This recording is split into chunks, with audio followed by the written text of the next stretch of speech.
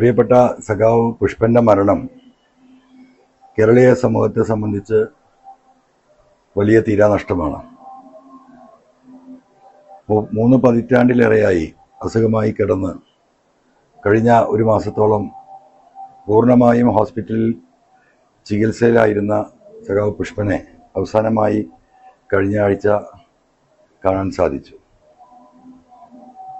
ഈയൊരു 3 പതിറ്റാണ്ട് കാലം അദ്ദേഹത്തിന് വേണ്ടി, അദ്ദേഹത്തോടൊപ്പം നിന്ന് അദ്ദേഹത്തിന് വേണ്ടി ചികിത്സകൾ നടത്തുന്നതിന് വേണ്ടി, അദ്ദേഹത്തിൻ്റെ ജീവിതത്തിലെ നിത്യജീവിതത്തിലെ ഓരോ വിഷയങ്ങളും പുഷ്പനോടൊപ്പം നിന്ന് അദ്ദേഹത്തെ സഹായിച്ച കണ്ണൂർ ജില്ലയിലെ പ്രിയപ്പെട്ട സഖാക്കളെ അനുസ്മരിക്കുന്നതോടൊപ്പം പുഷ്പന് എല്ലാവിധ ആദരാഞ്ജലികളും അർപ്പിക്കുകയാണ്.